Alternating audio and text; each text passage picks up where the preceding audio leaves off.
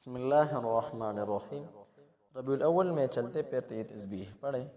ربیع الاول کے مہینے میں ماں باپ کی قبر کو جنت کا باغ بنانا چاہتے ہو تو قرآن کریم کی ایک سورت کو ضرور پڑھنا۔ محترم ناظرین، بہن بھائیوں، انسانی زندگی کی اس سفر میں متنوع و مختلف مراحل ہیں۔ انسان ایک عرصہ ماں کے پیٹ میں، پھر زمین کے پشت پر اور دوبارہ جی اٹھانے جانے تک زمین کے نیچے گزارتا ہے۔ یہ سفر ظاہری طور پر بہت طویل ہے، لیکن جلد ہی نمٹ جاتا ہے اور ختم ہو جاتا ہے، کیونکہ دنیا کسی بھی زندہ چیز کا مستقل ٹھکانہ نہیں ہے۔ عقل مند شخص جب دنیا کے اتار چڑھاؤ دیکھتا ہے، فنا ہوتی زندگی پر نظر دوڑتا ہے، تو اس کے دل پر رقت اور گدازی طاری ہو جاتی ہے۔ قبر ایسی منزل ہے جہاں تک ہر مسافر نے پہنچنا ہے، اور نصیحت کے لیے قبر کا نام ہی کافی ہے۔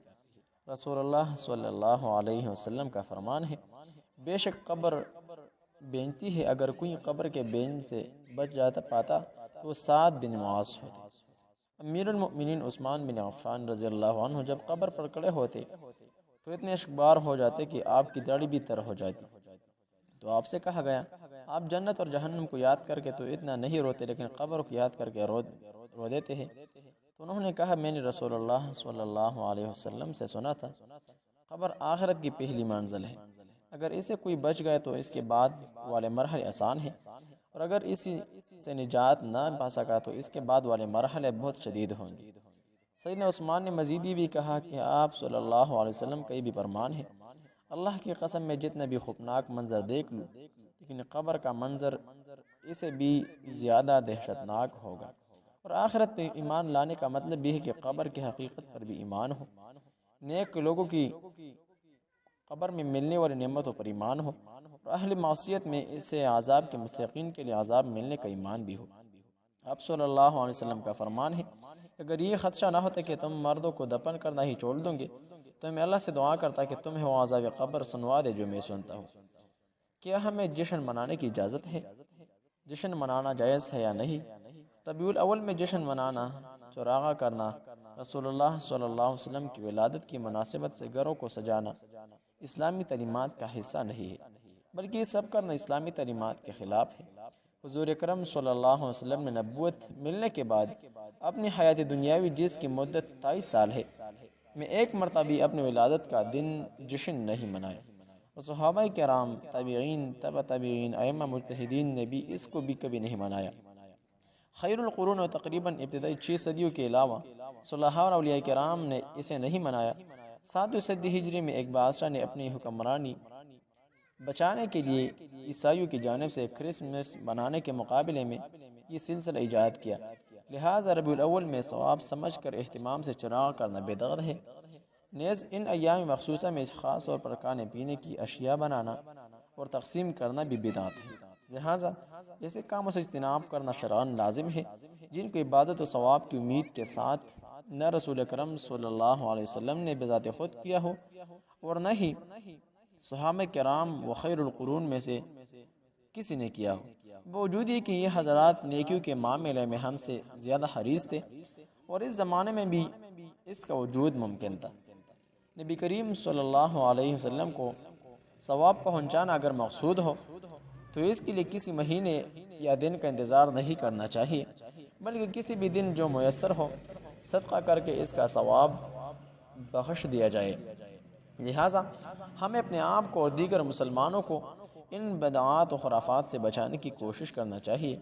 اس ماہ مبارک میں ہمیں اپنی زندگی اور اعمال پر غور کرنا چاہیے کہ ہماری زندگی سنتوں کے مطابق بسر ہو رہی ہے یا نہیں۔ جن جن اعمال میں ہم سنت سے دور ہیں، ان اعمال میں ہمیں سنتوں کی پیروی کی کوشش کرنی چاہیے۔ رسول اللہ صلی اللہ علیہ وآلہ وسلم کے ارشاد کے مطابق جو شخص فساد کے زمانے میں سنتوں کی احیاء کی کوشش کرتا ہے تو ایسے 100 شہیدوں کا ثواب ملتا ہے۔ لہٰذا ہمیں نبی کریم صلی اللہ علیہ وسلم کے سنتوں اور آپ کی تعلیمات کے مطابق زندگی بسر کرنے کی فکر کرنی چاہیے۔ محترم ناظرین، عذاب قبر سے نجات پانے کے لیے قرآن کی یہ سورت، نبوی سورت، قرآنی سورت نوٹ فرما لیں۔ محترم ناظرین، بہن بھائی، ربیع الاول میں یہ قرآنی سورت پڑھ لیں، ماں باپ کو عذاب قبر سے بچاتی ہے۔ اصول عبرت کے لیے قبرستان جاننا سنت اور عبادت ہے۔ قبرستان جانے والے کو اپنے آباء و اجداد کی یاد آتی ہے، اور اسے یقین ہو جاتا ہے کہ وہ بھی انہی کی طرح قبر میں جانے والا ہے اور وہاں اس سے بھی سوالات ہوں گے۔ رسول اللہ صلی اللہ علیہ وسلم کا فرمان ہے، قبرستان جایا کرو، بے شک یہ تمہیں آخرت یاد دلاتا ہے۔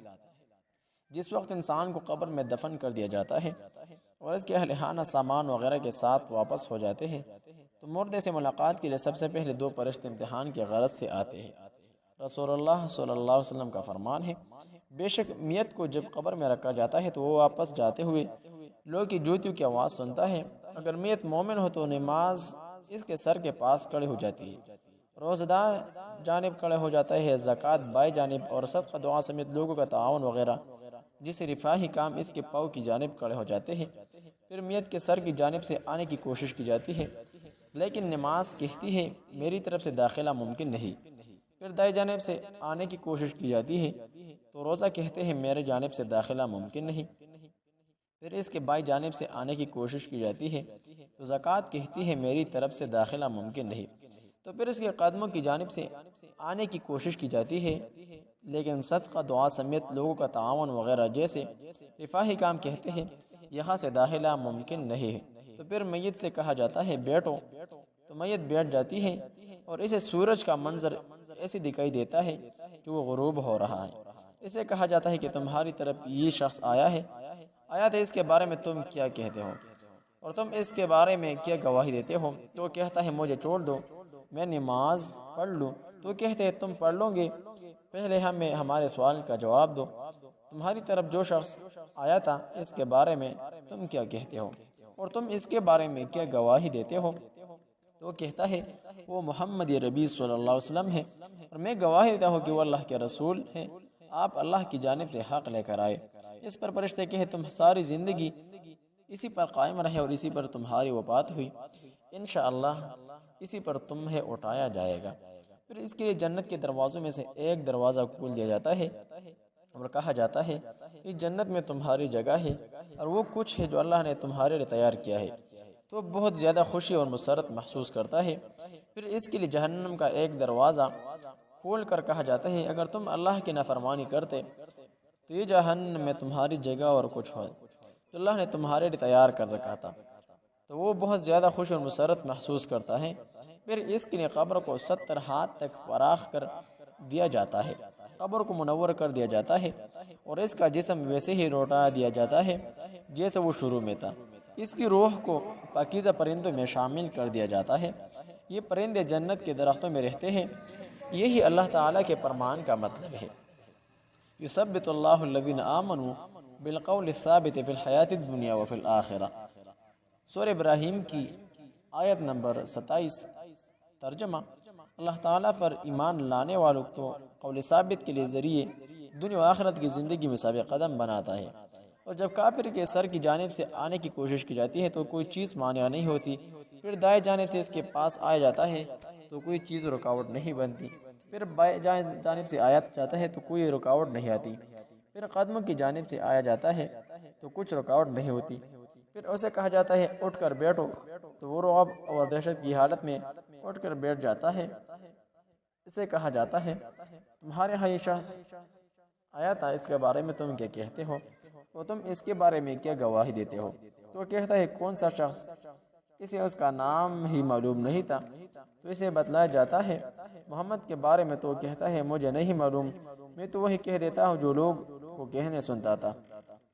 تو اسے کہا جائے گا تم نے اپنی زندگی اسی طرح گزاری اور اسی پر تمہیں موت آئی اور اسی پر تمہیں انشاءاللہ اٹھایا جائے گا۔ پھر اس کے لیے جہنم کے دروازوں میں سے ایک دروازہ کھول دیا جاتا ہے اور کہا جاتا ہے یہ جہنم میں تمہارا ٹھکانہ ہے اور یہ سب کچھ اللہ نے تمہارے لیے تیار کر رکھا ہے، تو وہ شدید حسرت اور ندامت میں چلا جاتا ہے۔ پھر اس کے لیے جنت کے دروازوں میں سے ایک دروازہ کھول کر اسے کہا جاتا ہے اگر تم اللہ کی اطاعت کرتے تو یہ تمہارا ٹھکانہ ہوتا اور اللہ تعالیٰ نے تمہارے لیے کچھ تیار کر رکھا تھا۔ اس سے اس کی حسرت اور ندامت مزید بڑھ جائے گی اور پھر قبر تنگ ہونا شروع ہو جائے گی یہاں تک کہ اس کی پسلیاں آپس میں داخل ہو جائے گی، اور یہی وہ تنگ زندگی ہے جس کے بارے میں اللہ تعالیٰ نے قرآن مجید میں فرمایا وَمَنْ أَعْرَضَ عَنْ ذِكْرِي فَإِنَّ لَهُ مَعِيشَةً ضَنْكَ وَنَحْشُرُهُ يَوْمَ الْقِيَامَةِ أَعْمَى۔ سورہ طٰہٰ آیت نمبر 124 اور جو میرے ذکر سے اعراض کرے تو اس کے لیے تنگ زندگی ہے اور ہم اسے روز قیامت اندھا کر کے اٹھائیں گے۔ محترم ناظرین، بہن بھائیو، قرآن کریم کی وہ صورت جو ہر بندے کی شفاعت کریں گے، خصوصاً ماں باپ کی بخشش اور نجات کے لیے روزانہ یہ صورت ایک مرتبہ لازمی پڑھا کرے۔ سورہ ملک قرآن مجید کی آخری 29ویں پارے کی 2 نمبر صورت ہے۔ یہ صورت یعنی پہلی صورت ہے۔ یہ صورت اپنے پڑھنے والے کی عذاب قبر سے نجات دلاتی ہے اور سفارش کرتی ہے جس سے مغفرت حاصل ہوتی ہے۔ یہ صورت اپنے پڑھنے والے کو قیامت کے دن کے ہولناکیوں سے بچاتی ہے اور اللہ کی عظمت و وحدانیت کا درس دیتا ہے۔ حضرت جابر رضی اللہ عنہ کی روایت ہے کہ آپ صلی اللہ علیہ وسلم سورہ سجدہ اور سورہ ملک پڑھے بغیر نہیں سوتے، جبکہ حضرت ابن عباس رضی اللہ عنہ کا کہنا ہے کہ آپ صلی اللہ علیہ وسلم نے فرمایا کہ میں یہ پسند کرتا ہوں کہ یہ صورت امت کے ہر شخص کے دل میں ہو۔ محترم ناظرین، ویڈیو کو ثواب کے خاطر آگے شیئر کیجیے۔ السلام علیکم ورحمۃ اللہ وبرکاتہ۔